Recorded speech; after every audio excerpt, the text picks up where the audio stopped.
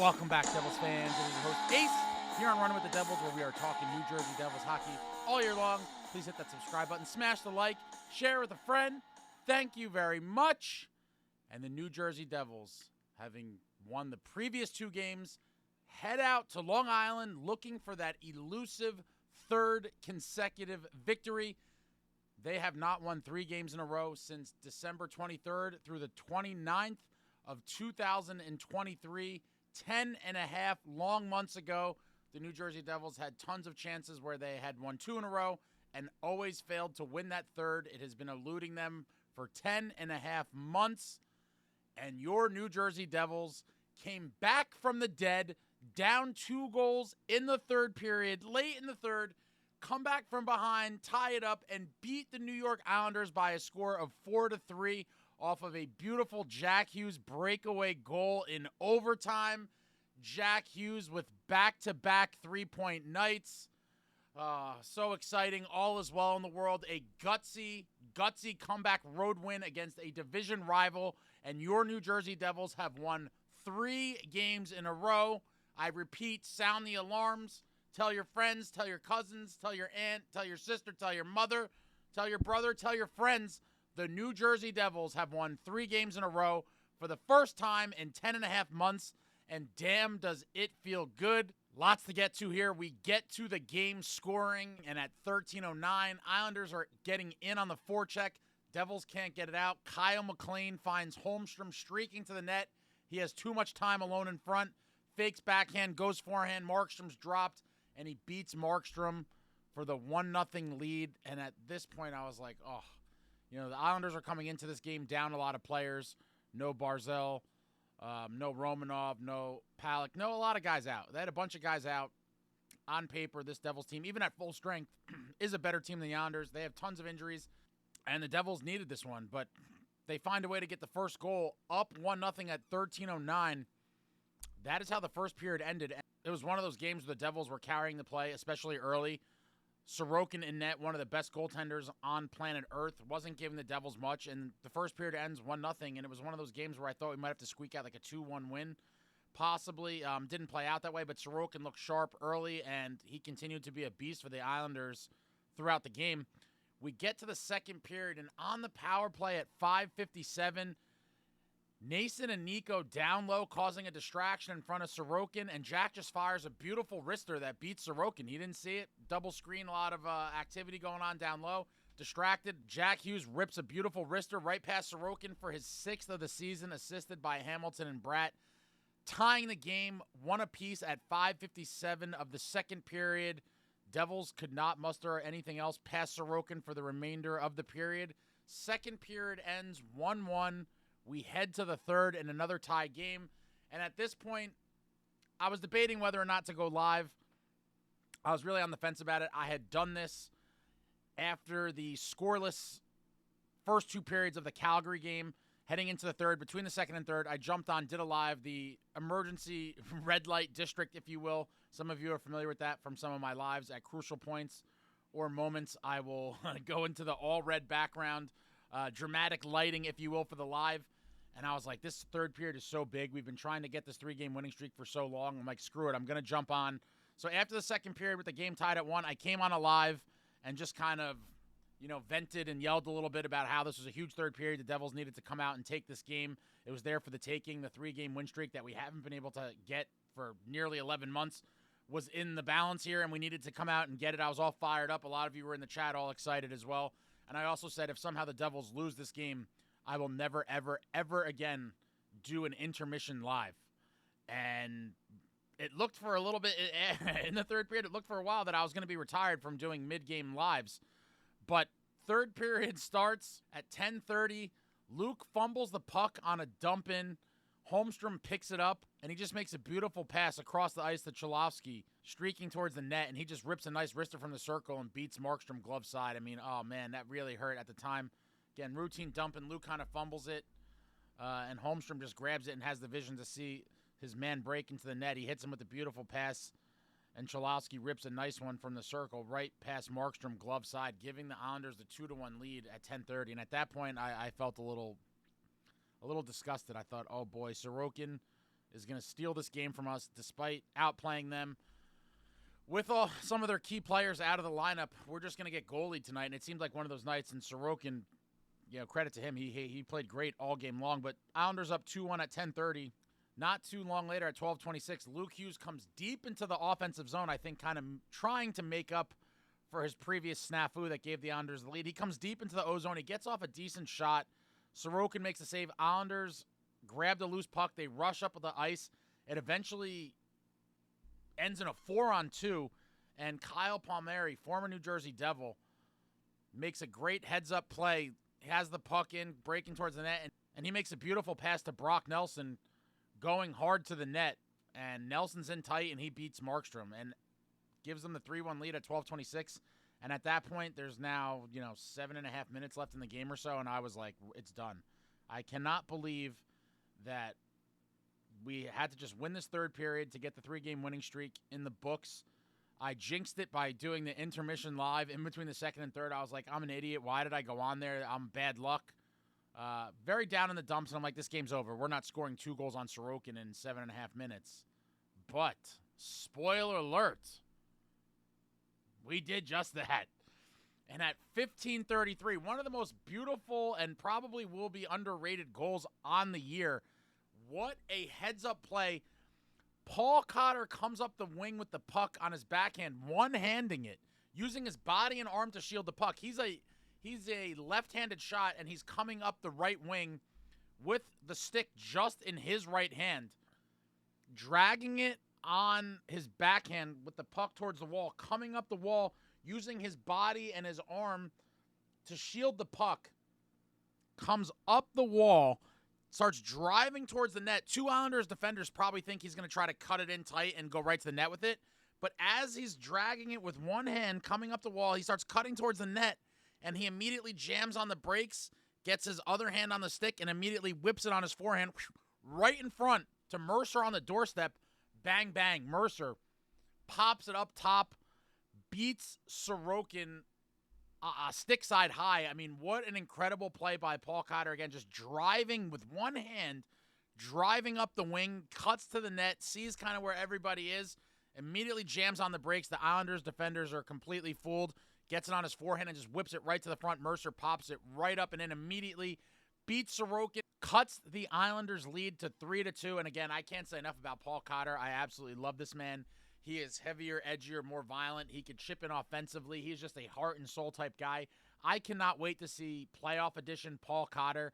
And this guy's been such a treat. I mean, props to Fitzy. I talk about this guy regularly. Paul Cotter is just an animal. I believe he's still leading the team in hits, has a decent amount of points, and plays like this in clutch moments, coming up the wing, one-handing it, using his body to shield the puck and just get it right back in front to Mercer. I mean, wow. What an absolutely beautiful play. But Mercer, his 4th on the year at 15:33 from Cotter and Siegenthaler. Devils now down 1 goal with 4.5 minutes left. They don't do anything for the next 3+ minutes or so. And at 19:10 with Markey on the bench, Devils with the extra attacker. Dougie gets it to Jack. Jack looks over the offerings, and he gets it immediately downloaded to Noesen. Loves Stefan Noesen. Noesen immediately tries to throw it across the crease to Nico, who's on the other side. Instead of getting to Nico, it banks right in off Hutton's skate, past Sorokin into the back of the net.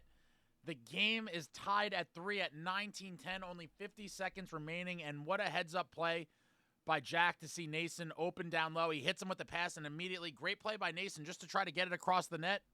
Again, just get pucks towards the net. Good things can happen, kids. And when Noesen tries to cross it, it banks off the defender Hutton's skate, goes right past Sorokin. Noesen's 7th of the season, assisted by Jack Hughes and Dougiehamilton. And the third period ends 3-3. We are headed to overtime. At this point, my heart is racing. I'm starting to sweat a little bit. The overtime session was a wild one. Back and forth chances, some players falling, couple good saves. It had a little bit of everything, but very back and forth.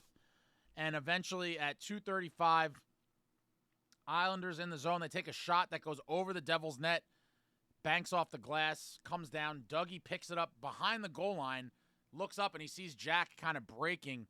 And Dougie snaps a nice bank pass, boop, right off the boards, right onto Jack's stick, and Jack is in all alone on the breakaway with Sorokin.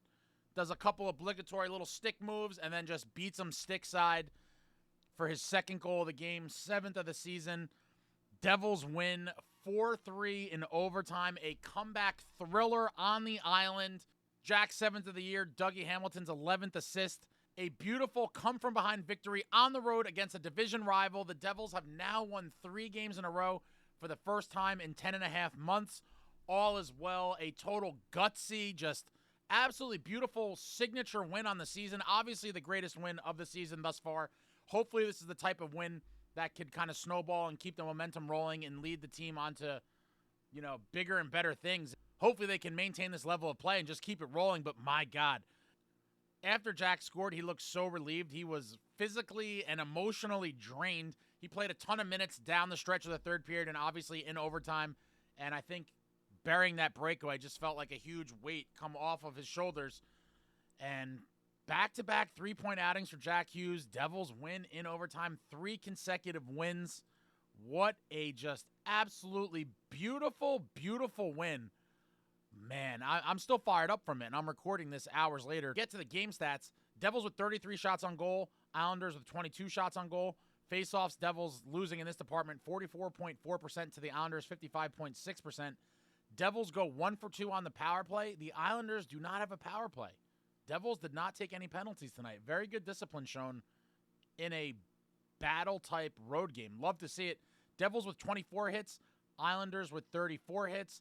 Devils with 10 block shots. Islanders with 13 block shots. Devils with 11 giveaways. The Islanders with 16 giveaways. Devils with 14 takeaways. And the Islanders with 8 takeaways. And the boys really, really, really, really earned this one tonight. Played well enough to win, I thought, for sure. Got way more and better chances through the first 2 periods. Sorokin was looking like an absolute brick wall. Hard to get pucks past him. Again, he is one of the best goaltenders on planet Earth. And again, I can't tip my cap enough. He kept him in it. We could have blown this team out tonight. With any other goalie in net, we easily could have had a wide margin of victory, but he kept them in it, and they had the 2-goal lead late, and the Devils found a way. And it started with Paul Cotter with that beautiful play, making things happen, gets the beautiful pass to Mercer. He cuts the lead to 3-2, and then with Markey on the bench, Jack to Noesen down low. Noesen just tries to get it across the Nico, banks in, bam. 3-3, go to overtime, and just weather the storm in overtime, because it was a storm. That overtime was scary. I was screaming. I mean, I haven't been this jacked up for a game in November probably in quite some time. I can't even tell you when, but I was fired up, yelling at the TV, screaming, and they found a way to win. Jack on the breakaway in OT makes it happen. Devils are back at home tonight against the San Jose Sharks. Hopefully some of our former New Jersey Devils do not come back to haunt us. I've talked about time and time again how former players seem to rise to the occasion against the Devils and love to scorch us. Palmieri's actually done it in a bunch of games for the Islanders.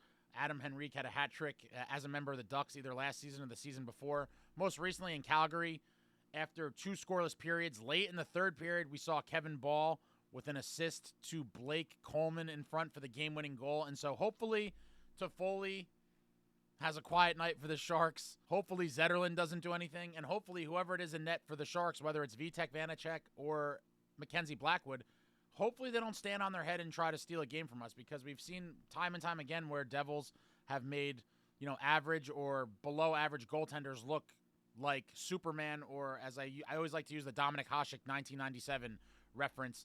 Hopefully we just get it done and it's not a tight one tonight at the Rock, because I do not want to see either Vanacek or Blackwood celebrating with their teammates after the game with a big win on the road for them in our barn. Do not want to see it. Hopefully they just throw pucks at net all night. I'd like to see the Devils just start throwing pucks at net a little more often. Sometimes I feel like they do try to get a little too pretty, and they do have some great plays that they run and, pretty type assists, if you will.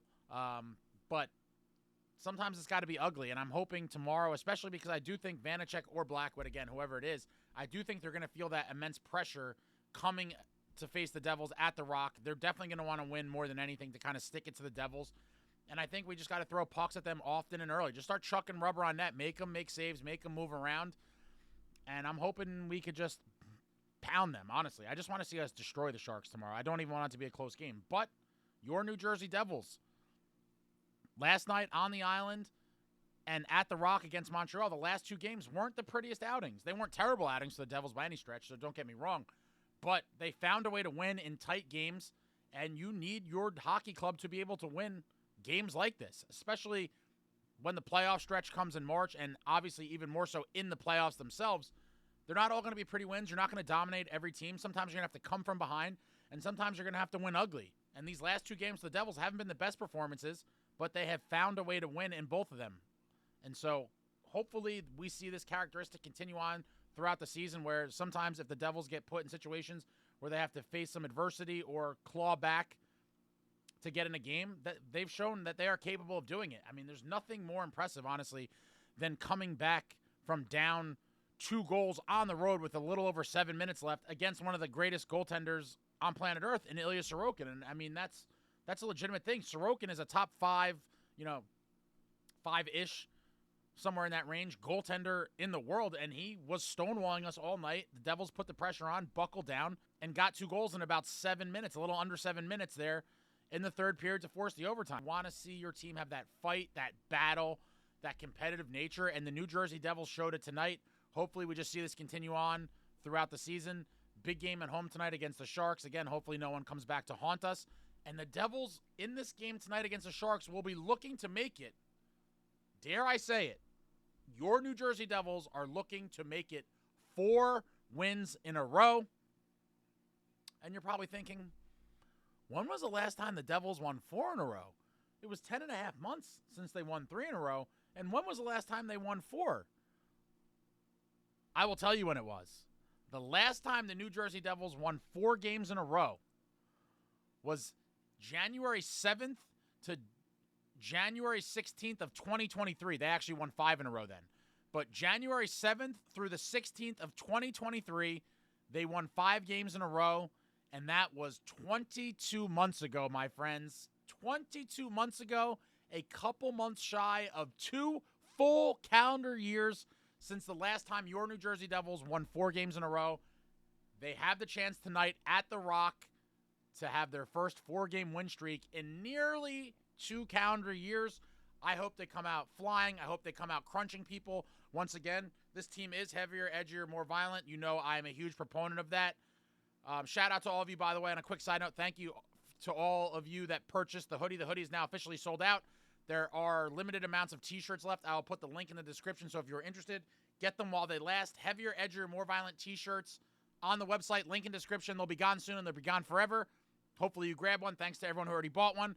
But I would like to see the Devils come out with a little more intensity and physicality from opening puck drop. Again, tonight I thought they didn't really come out and set that tone, and I really want to see the Devils be proactive in this department. I understand that a lot of our players, that is not their comfort zone, but unfortunately, this is the NHL, and you're going to have to come out of your comfort zone sometime. And if this team is going to have long-term success, and specifically success in the playoffs, they have to start playing these war-type games from puck drop.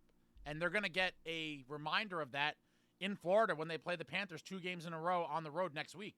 The Panthers are a grueling, playoff-tested, just absolute warfare hockey club, and the New Jersey Devils need to start morphing into that a little bit more, in my opinion. I think in recent games we've seen the Devils answer physically when other teams kind of dial that up, but I don't want to wait. Let's be proactive instead of reactive. Just start thumping people immediately. And our boys Paul Cotter and Stefan Noesen, 2 absolute junkyard dogs. I love both of these men. They are 2 of my favorite players on this roster. Absolutely amazing acquisitions by Fitzy in the offseason, and these guys are going to be a treat in the playoffs.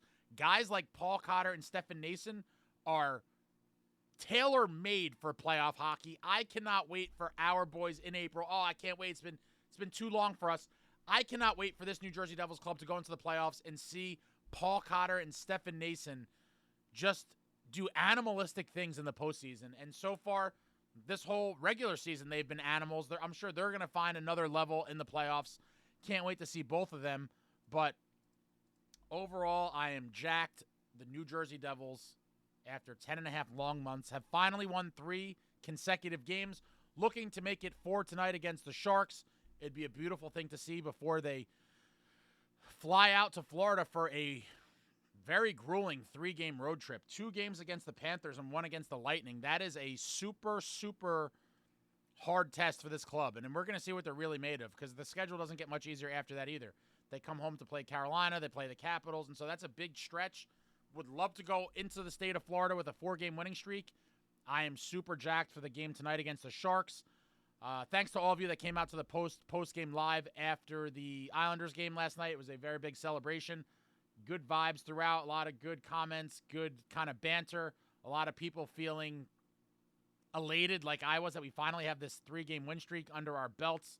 And winning is the greatest medicine, guys. Winning makes everything okay, makes everyone happy. And I couldn't be happier right now. I am super fired up.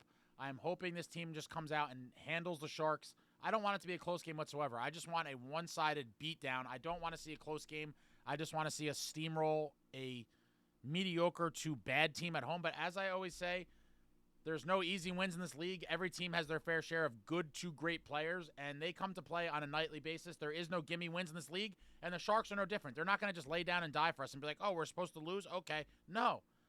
And with all the former Devils, they're going to be looking to make a statement. There's no motivation like revenge and payback. And guys that got traded have that chip on their shoulder. Obviously, Vanacek and Blackwood are both going to have it. Probably Zetterlund as well. Toffoli maybe not as much because he went to the Sharks via free agency, and we didn't directly trade him there, but we did trade him. But he understood the situation. We were in free fall, and we cashed him in because he was a pending unrestricted free agent. But either way, all those Sharks guys are going to be looking to come back and bite the New Jersey Devils in the ass. Hopefully it doesn't happen. But let me know what you thought about anything I said in this video in the comments. Let me know what you thought about this game. Anything, everything New Jersey Devils hockey, throw it out there in the comments. I'll be back soon. I'll be doing a post-game live after the Sharks game like I do every other game. Hope to see some of you there. Thanks to those of you that came on previous post-game lives. I really enjoy that. And as I always say, victory beverages taste way better than loser beverages, but every game, after the game, win or lose, we booze. All right, that's it. That's all I got. I'll see you all soon. Thank you for watching. Like, comment, subscribe, and all that jazz. Until next time, friends, let's go Devils.